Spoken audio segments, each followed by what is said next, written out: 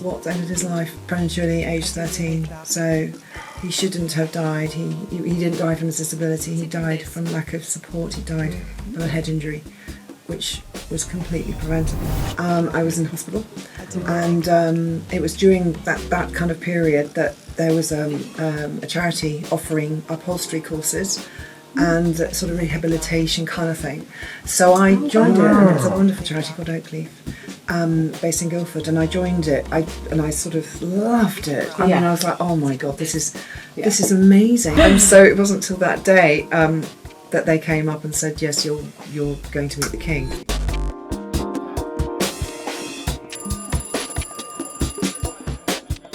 Sit on this. Ray Clarke.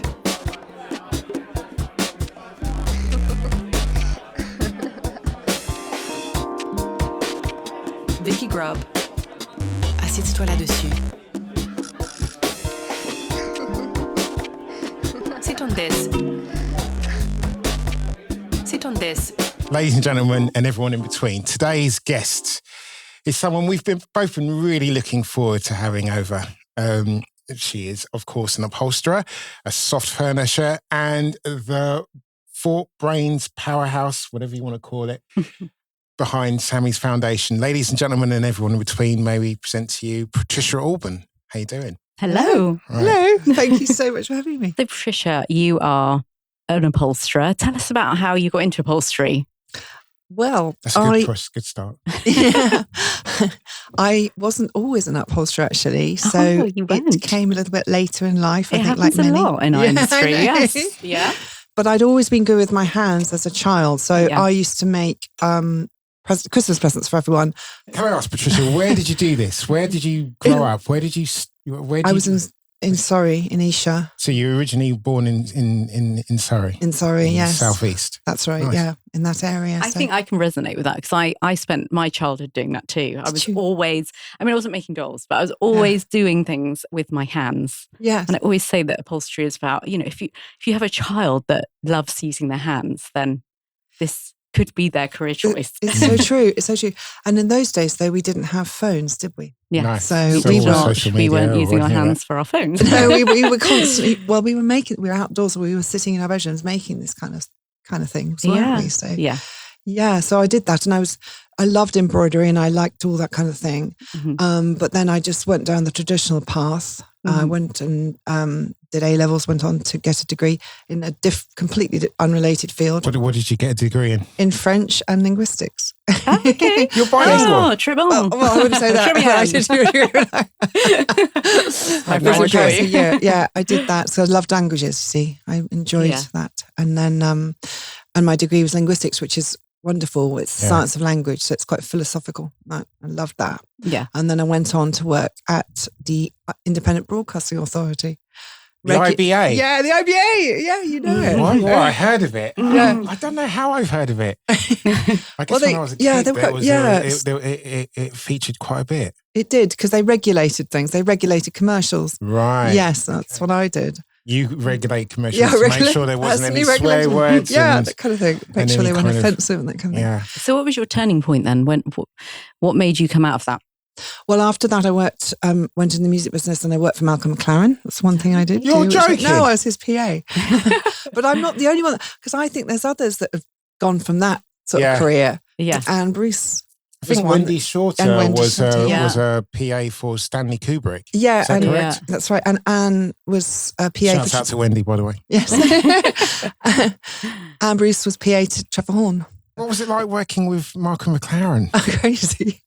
Completely crazy, yes. Yes, he is amazing. Did you just ring him up or something? No, they were looking for someone. And because I worked for the IBA, which then became the ITC, they wanted someone who kind of was experienced in that kind of world and things. So, yeah. I was also a PA before becoming an upholsterer, just before. And he was the editor of The Sun. But really? He wasn't actually the editor of The Sun at the time. It was a PR agency, and it was working with celebrities and all that. So it was like, Amazing. it's so weird how that world I know. seems to then go, right. Okay. I wonder why. Is it like because it's superficial maybe? I don't know. Like it's such a superficial thing working. I mean, this was PR, so it was very superficial. And then you kind of work something with so authentic and so kind of creative. I don't know. It was like such a change, but I suppose you're working with creative people. You are, yeah. And then maybe that it's drawing it out, maybe. Yeah. And then perhaps that's the pathway. But yeah. So how long were you with Malcolm McLaren for? I think about a year and a half, something like that. Wow. From memory. Yeah. Awesome. It's really interesting. Yeah. Interesting time. Then straight after that, what kind of... were you learning during that time, or did you just come out of that and then... Yeah. And then after that, I can't really remember, but I had a spell of, I was unwell. I was in hospital. And it was during that kind of period that there was a charity offering upholstery courses and sort of rehabilitation kind of thing. So I joined it, and it was a wonderful charity called Oakleaf, based in Guildford, and I joined it. I sort of loved it. I mean, I was like, oh my God, this is amazing. And it really was. I mean, everybody there was had been unwell or whatever, and they were working with their hands. And I was like, wow, this is incredible. And it gave me confidence. I remember we were doing a nursing chair, and that sense of achievement. Do you remember your first one? Oh, yeah. And that one was a sense of Victorian easy chair. Yes, you never get your first one. Yeah, you don't. And then I decided that I would be brave and go and at the time we were sitting Guilds, wasn't it? Right, so you could sort of sign up for it. I trained at London Met, but you trained I down did at the same time. Yeah. Same time as what? you. I thought your face looked familiar. Turns out you're on this exact same course. I think we were about the same time. I think we were. Yeah, 2002 or something 2004 to 2007, that's when I was there. Oh, well, I was 2002 to 2005. So we crossed over. We crossed over. That's amazing. So do you remember Malcolm Hopkins? Malcolm taught me. Shouts out to Malcolm Hopkins. Malcolm. Who taught, Amazing Malcolm. Oh, you guys learnt from the best. Yeah. We did. Yeah. Alan Kirk, I had, and Alex Law. Oh, so, shouts out to Alex Law. So I have to give a shout out. I love these guys. Can I just go back though to what you were just saying about, I'm really intrigued by this rehabilitation upholstery course. Like, does that still run? It does. It does. It's amazing. I've never even heard of this. I know, they're incredible. Oakleaf, and also, like, from an upholstery point of view, like, it's quite strenuous work, isn't it? I mean, it can be. So presumably the people that come and do the course, they still have, like, the ability to kind of lift. And it actually was for people who'd suffered breakdowns and kind of had a mental health difficulty. And that was my story. I'd lost both my parents and I'd run into trouble with that. They both died of cancer. So I kind of fell off, whatever the word is, fell off society. I kind of struggled. I had a lost bit of a breakdown. Purpose. Yeah, that's right. Yeah. It was amazing. I mean, there was lots of people there with different, maybe more long-term conditions than me. Yeah. And all sorts of mental health and kind of difficulties, and they supported them. But they wasn't just upholstery; they also supported people into gardening and other things. I've heard like that. the gardening of I've seen that actually on Gardeners World, where they, rehabilitate through gardening. Yeah, so it's amazing. I think they're still going, and they do take commissions as well. Yeah. So that's how they kind of run it. As a charity, obviously, but I've always said that upholstery classes, my leisure classes, is so much more than just upholstery. And you're right about the sense of achievement and feeling proud of yourself and giving yourself confidence again. I think that really falls hand in hand with leisure upholstery classes. Absolutely. I mean, I've seen it time and time again.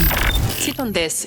Ray, I've got a confession to make. I once dated a tool. Now, are we talking heartbreak or hardware? Staple gun, my BEA. Honestly, it's been more reliable than most people I've ever worked with. Oh, totally. Mine's taking a beating over the years. Still fires like day one. No jams, no weird noises, just solid work. I use 71 Series 421 staple gun most days. But I've also got the long nose 436 for those awkward bits. You just know it's going to deliver clean staples every time. And it doesn't wear arm out either, especially when you're working on a big frame or doing repeat jobs. Powerful, reliable, and never goes to me mid-project. Legendary and dependable. Bit like me, really. Only difference is my BEA doesn't moan when I drop it. Oh, are we still talking about tools here? I've got feelings, So if you're tired of unreliable tools and dodgy knockoff staple guns and want to upgrade your kit, now's the time. Head to the link in the show notes and you'll get 10% off your first purchase on guns and staples using the code SITONTHIS10. BEA staple guns. Powerful, precise, and honestly a lot easier to live with than some of the tools I've known. Staple smart, sit on that. Yeah, and the outcome for those people was amazing. I mean, they took everybody from all age groups. I wasn't sort of, any sort of criteria really. But yeah, they're such a lovely charity, really. So that's how it sort of kicked it off. And then I went further with all the proper training. Well, not that wasn't proper. That was more hands-on. But the more full-on training.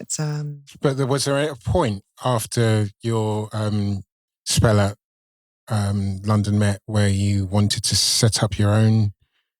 Well, I business? Decided that this was for me, basically, because I know there's a fall-off rate, isn't there? Of people not taking. I think there's still a fall-off rate amongst all the courses. I mean, students enroll on the course, but only a small proportion of them actually go on to starting their own businesses. It's really hard. Isn't it? It is. So straight after that, I apprenticed with Anne Bruce. Right. Which was a real, whoa, this is a shock to the system. You think you've done 4 chairs at the London Met. Yeah. I made sure I did sort of a park and all, a chaise longue, a little slipper chair and a leather tub. So I sort of thought, well, I can do these 4. Oh my God, the amount that you don't know. Absolutely, yeah. But Anne does a lot of modern stuff. So she did egg chairs and things like that. So I did get a more kind of rounded upholstery training through that as well. I did about 9 months, maybe 10 months with Anne. And then I thought, well, now's the time. And I set up with a friend also from the London Met. Right. And we set up together our re-upholstery business together. Which is a little. How long did that run for? A couple of years, I think. Yeah. But it was terrifying. I think that's brilliant though, because you've got the support of someone else, haven't you? Right there.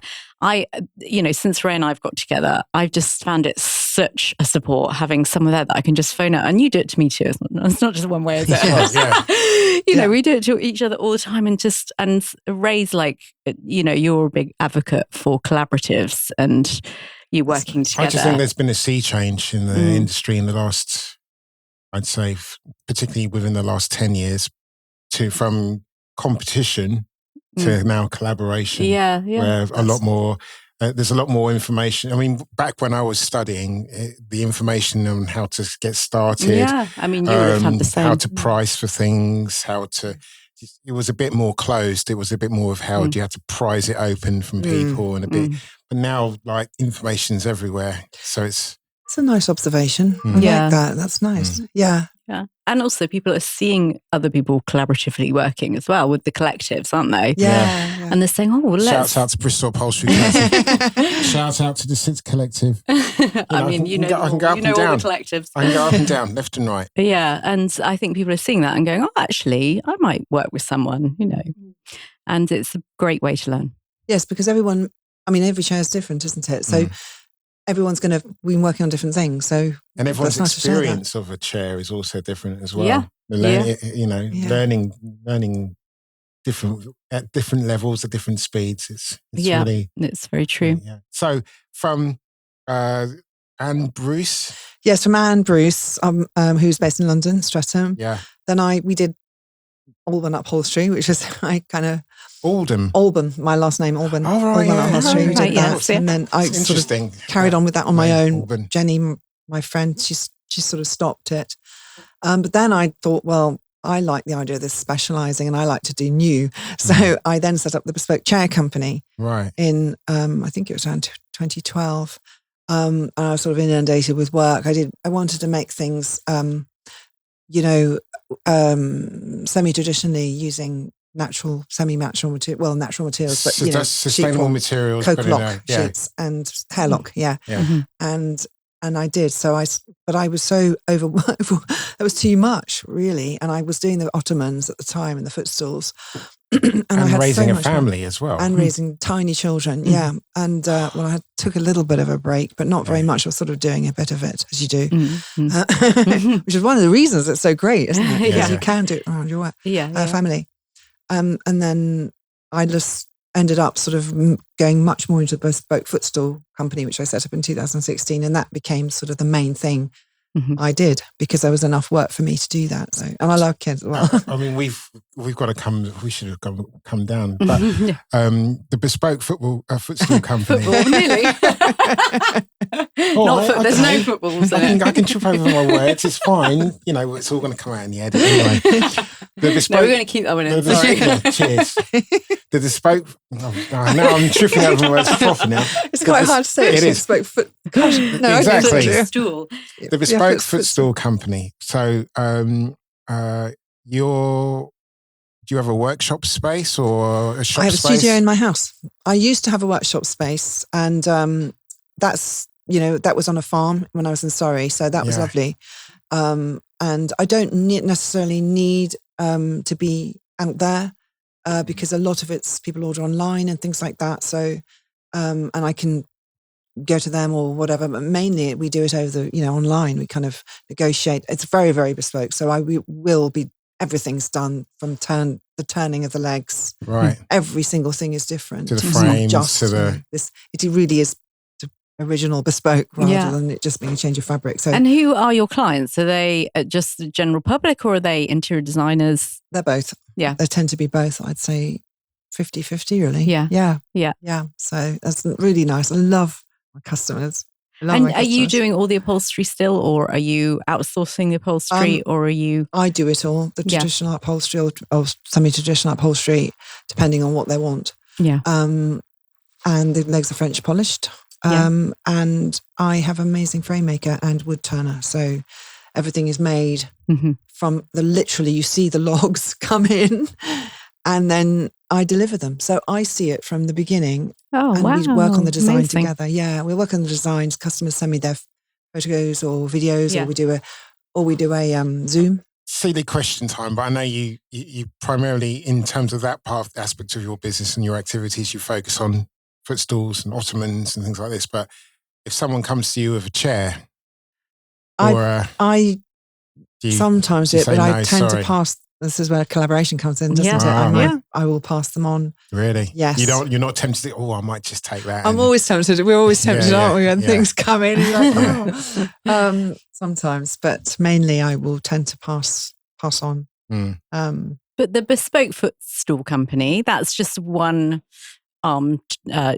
string to your bow, isn't it? Because you've actually set up Sammy's Foundation. We'd love to hear about Sammy's Foundation. Let's go to start off. Tell us a bit about Sammy. Okay. And tell us a bit about why and how this foundation has formed and your experience. Sammy was eldest of 4 children. Your child. Yes, Sammy was my son. Amazing young man. Beautiful, beautiful boy. And he... it's very moving. And that's fine. We've got tissues. We've got everything here. It's all good. So Sammy was born with a brain condition called Prader-Willi syndrome. Okay. He was diagnosed at 5 weeks, so it was quite early on. He was my first child. But I was determined when he was born that he wouldn't be defined by that. So I helped him with all sorts of things. I helped him physically. I helped him learn his phonics. I helped him learn, and I followed the patterns of everybody else. Now, what does the condition sort of Prader-Willi syndrome? Yes. Yeah. How does it affect a child? Well, because it's the brain, it kind of affects lots of things, and it's a genetic condition. So it's diagnosed by blood. It's chromosomal. Oh, right. Okay. Yes, and so it can affect people in. It really it affects. I mean, I don't like to use the word behavior because then you sort of think that can be kind of managed, but actually the brain is actually responsible for some of behavioral aspects that are quite challenging with it, such as lack of control. And it could be lack of control over eating. It's known for people not being able to control their appetite. Right. Okay. And it really is hard regulating any kind of emotions and things like that. So it's a hard condition to be born with, very hard condition. People can be born with physical difficulties as well. Sammy was really very kind of hypermobile. He had very low muscle tone. So for him, walking was like walking through water, wading through water, like everything was tiring. That could affect speech as well. So I had to sort of give him a lot of attention with training his mouth, basically for speech and language. So making him do exercises, babies were fed through tubes. Right, yeah. And I didn't want that. I was told that actually was difficult for speech later. So I would get him feeding on a bottle and really, it's a lot of work, but it was worth it because he did respond to that. He was a real fighter and he was absolutely fantastic. And I got him into school before learning his phonics and things. So I was so proud of him. Wow, that's an amazing feat for you. That's something to really grasp hold of because that in itself, is a full-time job, isn't it? It really was. I was so proud of him because it was so painful. Things were hard for him, but obviously he didn't know any different. But to see him sort of, the school races and your heart bleeds and he's last and things like that, but he's still racing. He comes last, but he's doing it and he gets to the end and you think, God, no one knows how hard that was for him to do that. And nobody knows the struggles that, and I just, my hat's off to these kids because, that imagine. Hats off to you too. Come on, amazing. Being a mum and being able to cope with that, I can't imagine. He was just inspirational. He's so joy to be around. He used to uplift people and kind of chat to everybody. He was interested in their work. He loved working with his hands. He was an amazing craftsman. He'd watch me. I'm not with his dad anymore. His dad's a builder, but he would watch his dad and develop these skills himself. So he was phenomenal like that. He was very articulate as well and really into things. So he'd know every kind of tool that there was going. He loved sewing, so he knew all about like needles and like kind of weird stuff. What was that felt craft thing? He did that. Yeah. He did. I like to sew, make bags. He used to print off like reams and reams on my printer, kind of bag instructions. So these beautiful bag creations I get for my birthday and things. Oh wow! Yeah, he knew all about woods, exotic hardwoods. He'd speak to the frame maker and blow everyone away with his knowledge of that, or he'd stop a welder in the road and talk about this.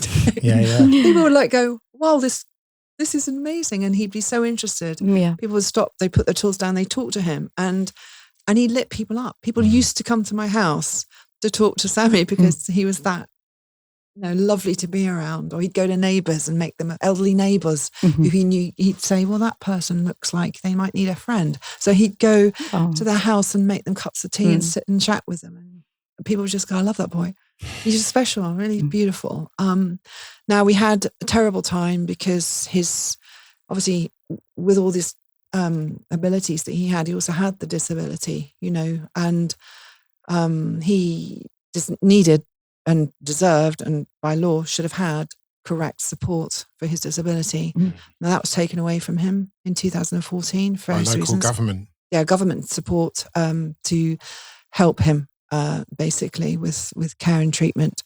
That's the problem, isn't it? Because I have a sister who has an autistic child and she had to reapply every single year for help for him. And she would really go through all those documents and it'd take months and months to get them right so that he continued receiving the care. And I know that it's a real problem. It was a real problem, terrible. And he really needed it because the way Sammy kind of was affected by his disability was episodes where he would completely lose control. And it came from this brain condition. He couldn't seem to process disappointment no matter what we did. Yeah. And that was really, really, really, really frightening. He used to do things during that time, maybe for an hour, that were terrifying and dangerous.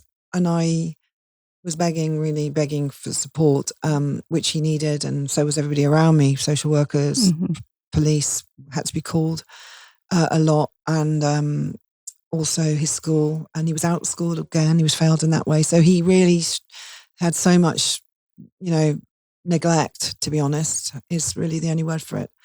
And that's what ended his life prematurely, age 13. So he shouldn't have died. He didn't die from his disability. He died from lack of support. He died from a head injury, which was completely preventable. So from that, obviously, a pain that's indescribable. I cannot even describe the pain of that, losing him. Out of that was born, out of my grief and that pain and Sammy's inspirational kind of abilities. Was born Sammy's Foundation. And actually just a few months before he died, he and I discussed it because I said, well, Sammy, you're so good with your hands.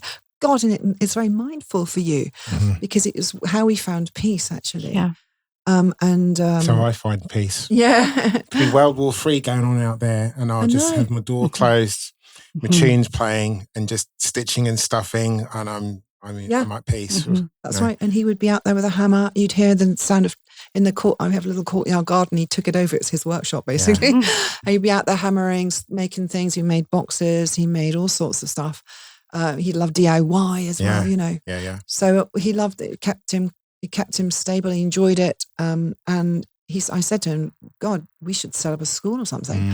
He went, yeah, let's do it. So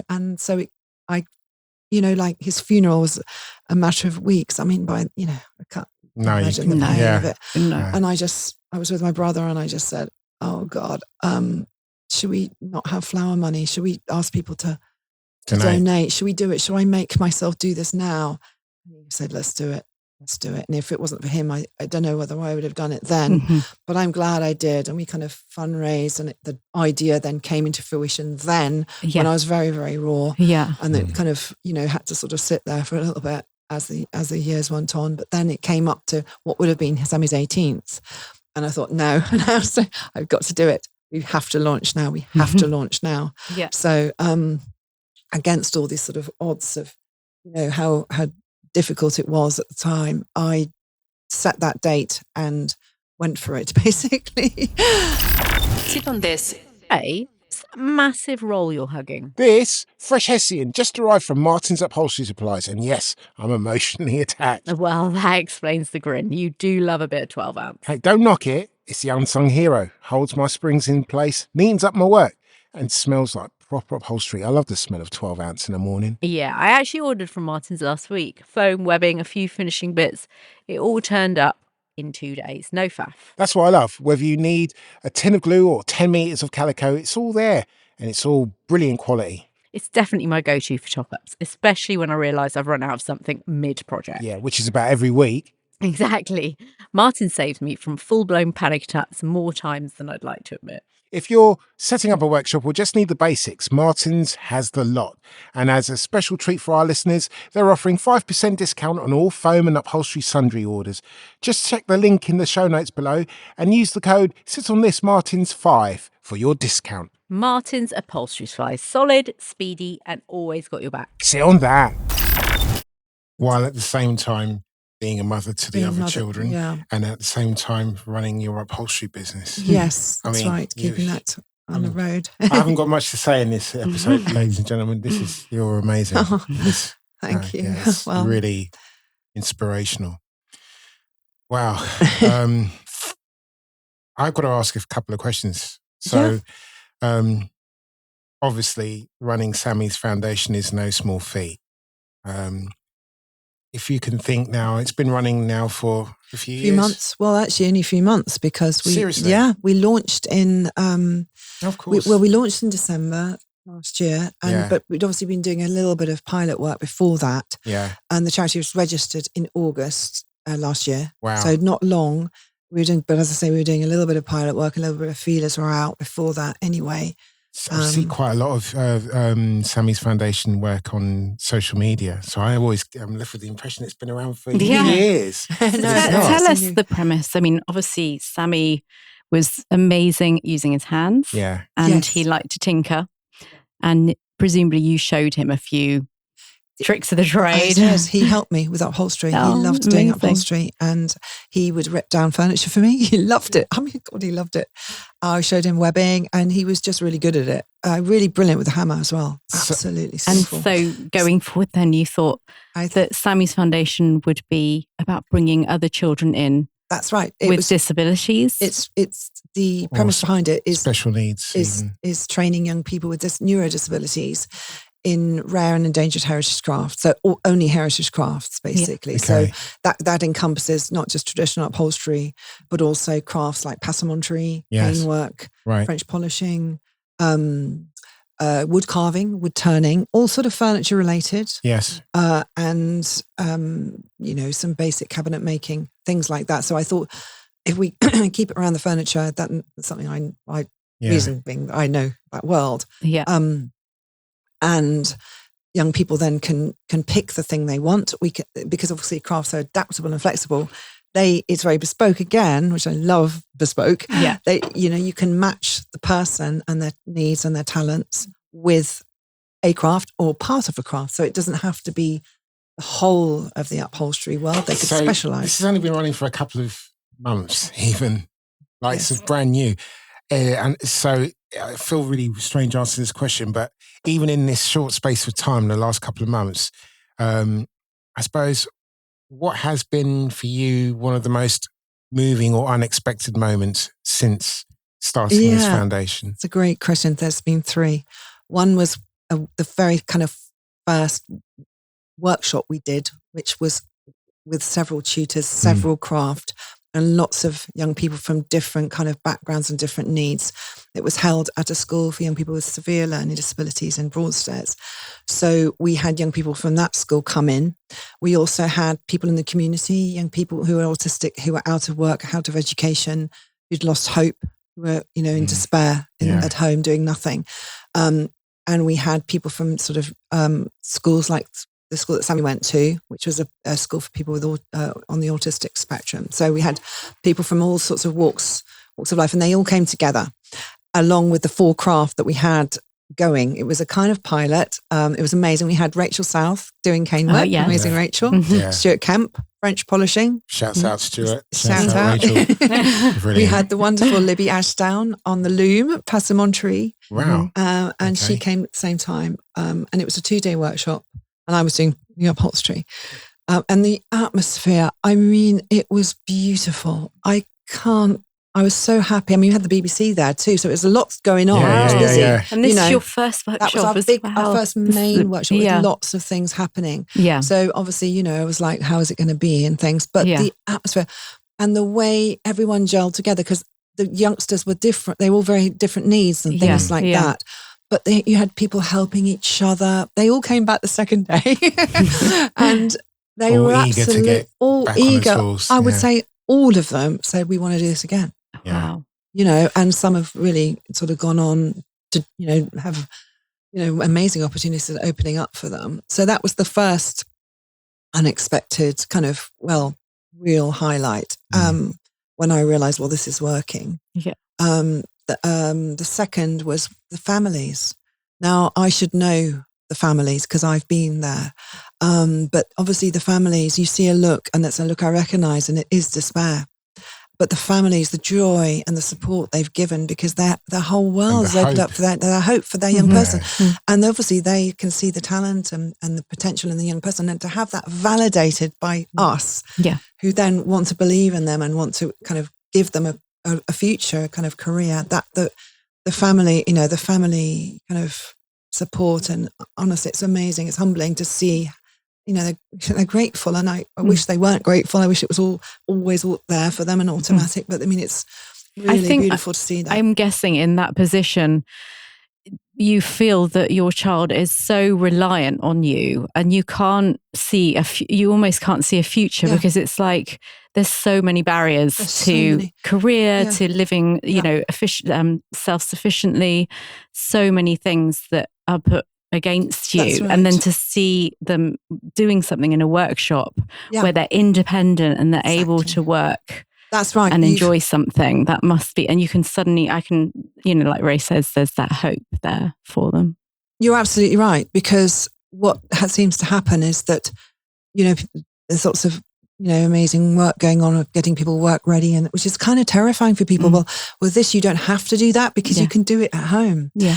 And also, so the stress of somebody who's autistic, for example, the stress of having to fit into a work environment is almost like a massive barrier. Yeah. So for them, I have one lovely quote. It was, I didn't dare to hope that I could actually bypass all that and perhaps do this at my own pace. And, what I want to do, if it's around them.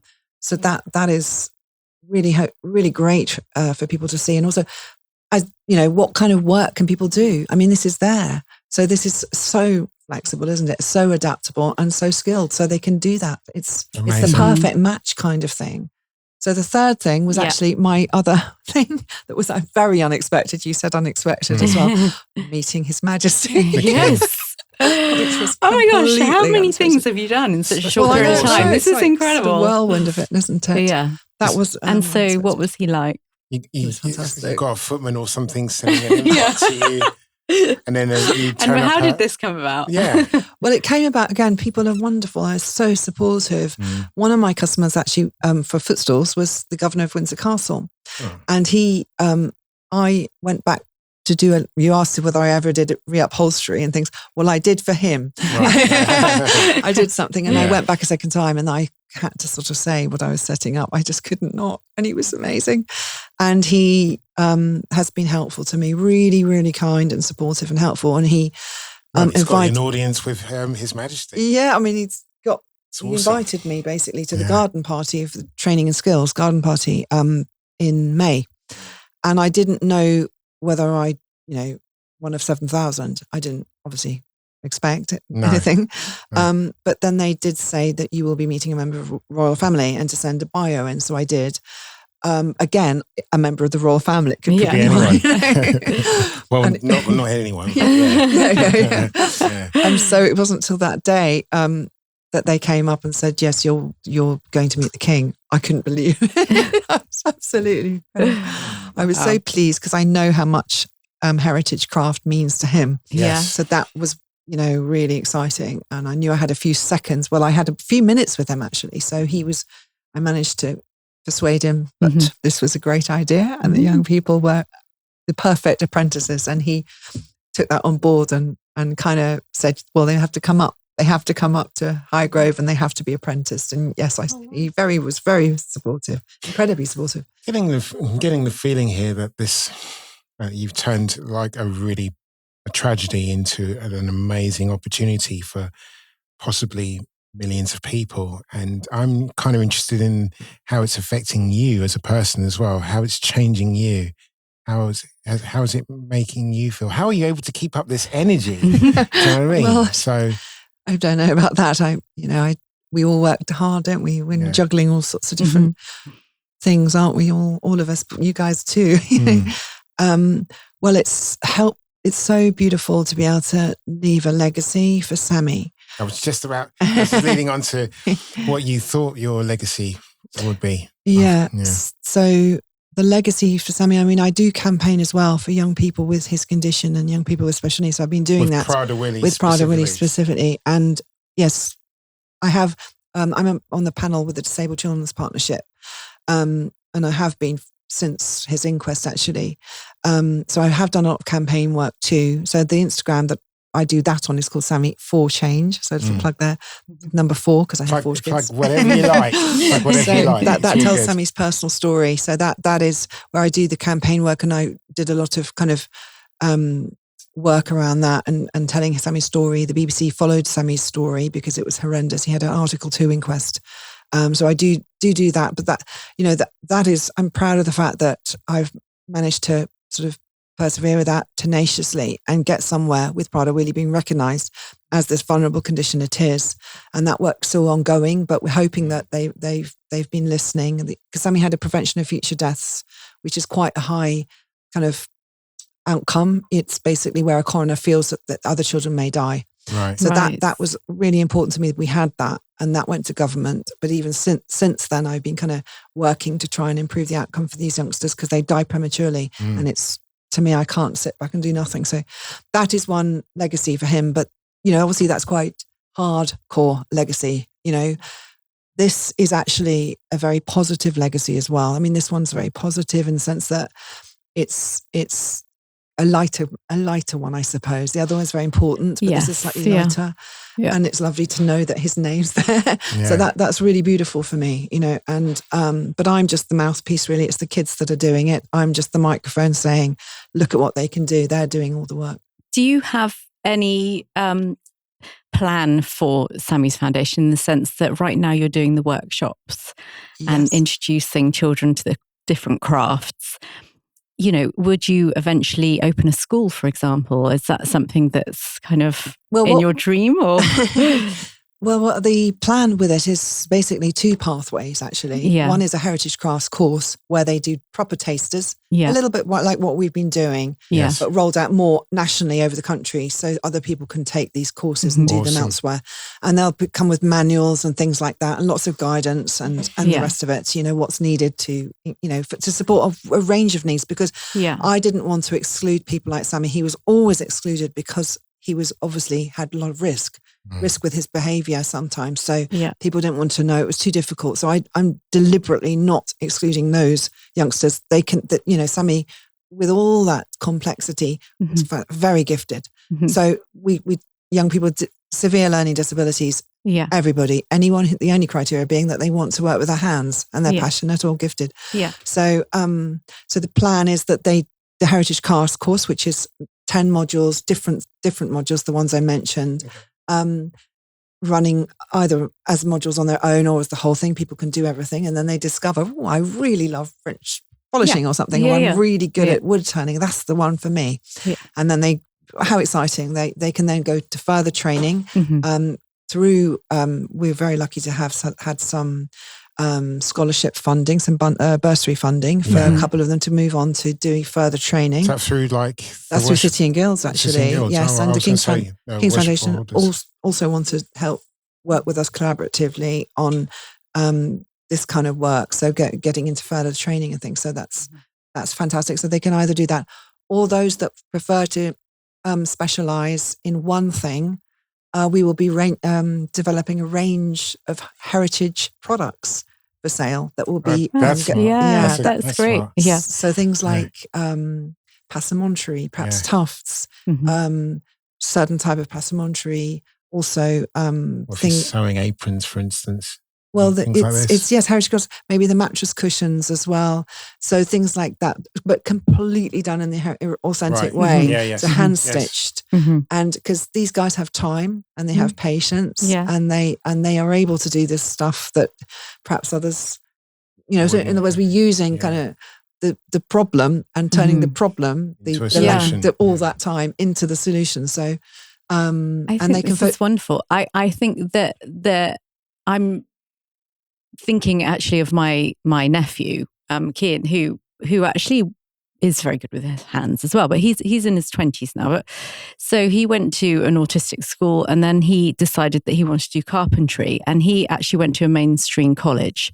But it was very hard for him, again, because you're working for autistic children. I mean, he was just turning into an adult then. It's very difficult to be able to work in that environment. Yes. And go to college, and the cost of the college. My sister did have taxis taking him and things like that. But again, once you get to an adult, you get a lot of your funding dropped. Yes. So after he came out of that, he was trying to look for an apprenticeship, the ability to actually work with someone that had the time and the energy and the patience to work with him and teach him the skills. So I'm thinking that's a kind of a gap definitely in our market. Like it's brilliant bringing children in and starting to learn the crafts, but I think there needs to be more people willing to actually take autistic children on, because they are incredibly, I mean, this is Kian, he's so detail orientated and fantastic at at making all sorts of different crafts. But there's a gap find people that will actually take on someone like that, who has the patience. Exactly why we tend to target the 16 to 25-year-olds, because that is where that drops off, that support and that kind of big gap as you're talking about, going from kind of maybe having a little bit of a hobby go at something and then going into doing it professionally.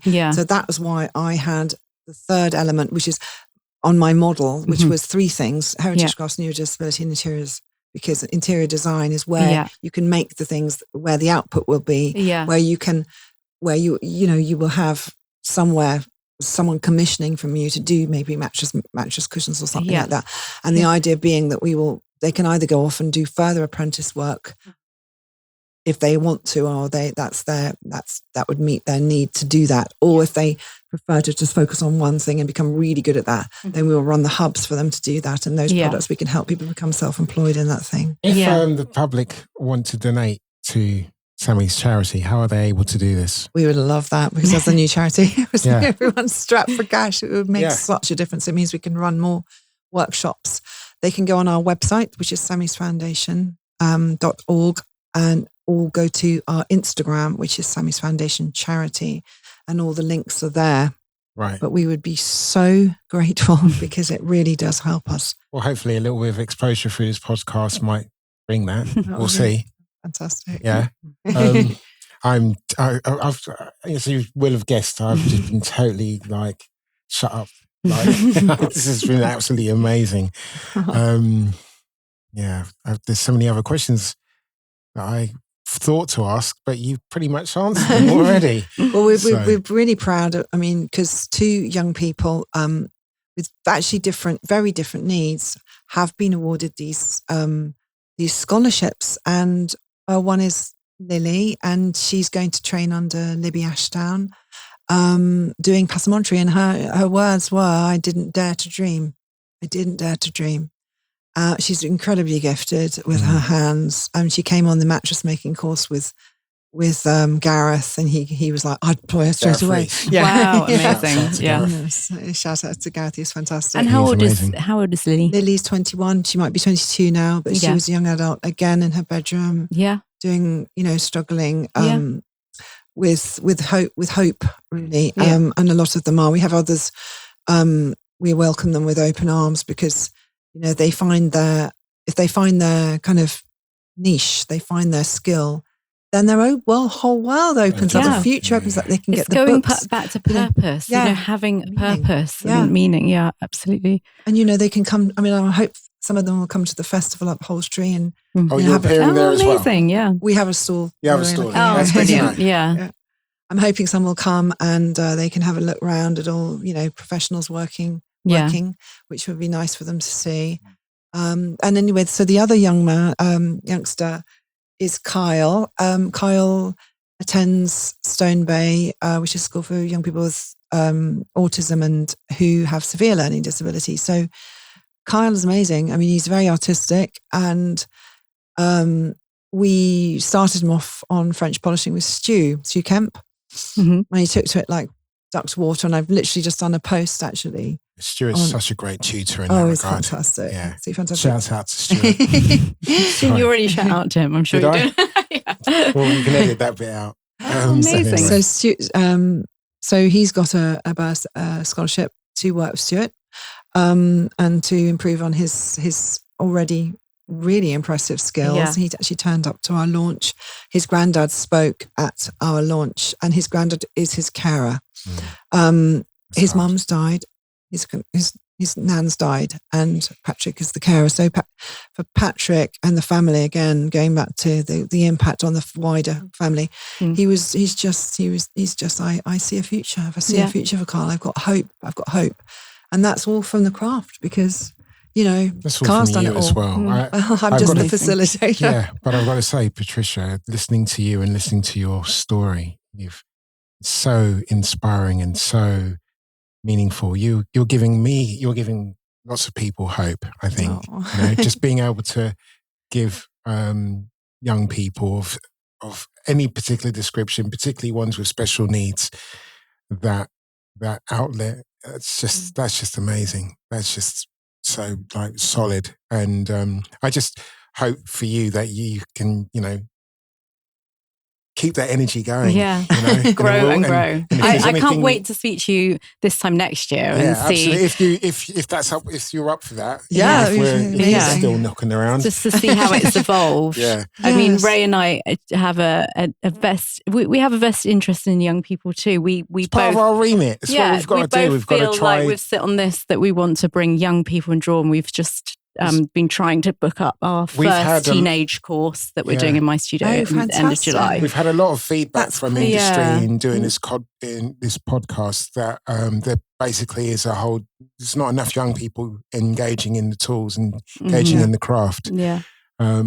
So like your story is particularly pertinent to us because I think it will inspire lots of people, lots of young people. Yeah. And what a wonderful, thing to do though, isn't it? Yeah. I mean, you're out and about, you're engaging, it's lovely. Mm-hmm. It's such a positive thing as work to do, isn't it? You're renovating or you're making or you're creating.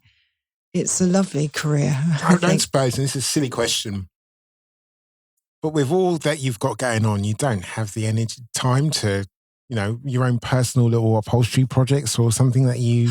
Well, I do. You have any? So actually, one of your questions was going to be, I believe, how do I develop my Bespoke Footstool Company? And that was something I've had to slightly put on the back burner because of the charity taking a lot of time. Things around. Yeah. And that is, I am developing a range of, I want to do more bespoke commissions and make more footstools. Showcasing artisanal textiles from around the world. So that I have a massive collection that I collect on my travels because I love traveling to these places. I love the handiwork from around the world. So that is coming. Are there any particular places that spring to mind when you like textiles and handiwork from around the world? There are. I mean, I love... Well, obviously, Suzani's are very popular. The Suzani's from they're very popular. I did a big Suzani. Oh, you did? Like a wall hanging last year. Yeah. For a customer. I like the more unusual ones, for example, obviously Kilims and things like that. Yeah. But I went to Cairo. There's a market in Cairo, and it's what's called the tent makers. So it's Khayamina, which is like a type of applique work that they specialize in these kind of back streets in the souk in Cairo. And these chaps, they sit there with needles and they're sitting cross-legged and they make this fabulous applique work. So I went there deliberately to get some of that. So I brought some of that back. So those will be going on. Oh, amazing. And they're not very well known. Yeah. Those, I heard in Egypt, they actually have like furniture quarters. So literally like a huge percentage of the city is like made up of furniture makers and upholsterers, and they all live in the same part it's crazy. of the city. Yeah. I would just love to experience that. Oh, it's mad. It's crazy. With shortage. There's still a little bit of that going on in this area. Patricia, honestly, like you are changing so much the perception in people's minds of young people with special needs being able to take up the tools. And for that, I can only applaud you. Speak on behalf of us both. But I have to ask you, do you think as a whole, the furniture industry needs to change anything in order to accommodate young people with special needs? Well, I think we're running into problems with sort of perception and respect, both of these marginalised young people. Right. I think they are showing us that there's so much potential there, and that's what I love to bring out. But also, I think the craft as well doesn't have enough respect. You mean the industry, the furniture industry, or the perception of how hard it is and the skill level and things like that. Yeah. And it frustrates me. People think, I could just do a 3-day course and I can be an upholsterer, don't they? Mm-hmm. So you're sort of running into two prejudices there, aren't you? Yeah. So the reason I kind of brought in interiors with that was because you got the wonderful Belgravia set, the Pimlico Road, who have kind of who showcase their products. They command a very good price for that, and they kind of set the standard of worth, basically. And that to me was important to have that sort of third part to the model for Sammy's Foundation. The perception of value is a problem in this industry. I mean, from the outside, people just think, just get that recovered. That'll take a bit of foam in that'll be all right. Yeah, I know. And it's not as simple at all. And it's not just all sort of repetitive, easy, make something and you can do it. All the chairs are different, aren't they? All the product, all the skills are different. You've got to have such a knowledge, not just of you've got to have a knowledge of everything really, but also you've got to, it's like learning a musical instrument. You've got to learn how to do it, use your hands, how to, you've got to have great coordination. You've got to, it doesn't come each new skill takes ages to do. It's a language in and of itself. Yeah. I mean, it's mathematical. You never stop learning either. No. Because, 20 years in, we're still learning. And after 3 years doing a full-time upholstery, proper course at the, USF or Sitting Girls, at the end of it, you don't know very much, do you? And then you present. So I think the reception of it as being sort of really easy. I have to combat that with my charity. It's like, well, that's right. Well, those guys can do. No, these are really hard skills, and these are really talented young people. So the two things, that. We're slightly battling prejudice there, but I mean, I will continue to do that. But I do feel it should be in schools like it is in other countries like Sweden, I think, isn't it? Do you feel government, local and national government are doing enough to help organisations like yourself or in the furniture industry as a whole not at the moment, to spread the idea of craft to young people? Because the feedback that we certainly get from industry is that, and I know from firsthand, just talking to young people, and by young people, I'll qualify that by saying young people under the age of 25, 24. I come across, you were sitting in the East End. My studio is not in the well-to-do part of London, shall we say. But there's young people that do come across me, and they ask, what do you do? And I say, I'm an upholsterer. And they say, what's that? And they have no idea. No idea. Do you know what I mean? No idea. It's not, the word isn't even mentioned in school, is it? They have absolutely no idea. And they think it's a little bit of, well, everybody does, don't they? I mean, it's a little bit of making, that must be fun. Oh, gosh, what fun to work with you. Oh, how sweet. You're obviously you're right. And I see it in my leisure courses, because people that have never done upholstery before, they come along and, some people have completely unrealistic expectations. They have no idea. So, we'll just do this wing chair in a day. And I'll be like, you'll be good to strip it in 6 hours, to be honest. Yes. So Yes. You have that all the time. And then after they've done a 6-week course, they are like, oh my God, I never knew it was so difficult. I never knew there were so many things. You have to learn cuts. You have to do this. You have to do that. So you're dealing with that perception of and possible prejudice about craft in the industry, but you're also dealing with the public perception of people with disabilities as well. You have to be careful with that then. You see, you have to be very careful. I have to be very careful with my language but one has to therefore be careful. I mean, especially running this, which is exactly why I positioned it in that Pimlico Road, where there is ultimate respect for what they all do, like How London. I mean, he makes everything completely, authentically. Everything's beautifully made. Our chair company, everything's upholstered completely traditionally. So in Britain, I mean, they kind of, they are advocating, amazing workshops all over the country and things. So that's why I kind of positioned us there with that to combat that prejudice. But but generally speaking, I don't think there's enough respect for hand skills and this kind of thing. And I think that they're going to need more and more and more of this as AI takes over other stuff. And if we can kind of advocate and do more for that, then the whole world will be better, won't it? Because everything will be richer. Yes, yeah, that's for sure. And made better. Everything will be made better, and it will be nicer. Give us some URLs again. So, if people want to look into Sammy's Foundation and people want to donate, who do they go to? sammysfoundation.org, which is our website, which is in construction. We're all kind of so new, fast, and we've got loads more content to put on that. We haven't put it all on there yet. Listen, this website's a thing. But your Instagram handle is where we'd love you to follow, please. Sure. Because that's Sammy's Foundation charity, and that we tend to update everything on that. So that does copy over to Facebook. So it's Sammy's Foundation charity, Facebook as well. We do update Instagram quite regularly, or Twitter with Sammy's Charity. At Sammy's Charity. X. Oh, X. X, sorry. X. And we haven't yet set up LinkedIn, but that's on the to-do list. Cool. Amazing. Thank you so much for traveling all this way and giving us such an inspirational story. And I think so many people are going to benefit from this. And I've even got people in my head right now. I've got, I must email that person and tell them about Sammy's Foundation. Thank you. And your nephew.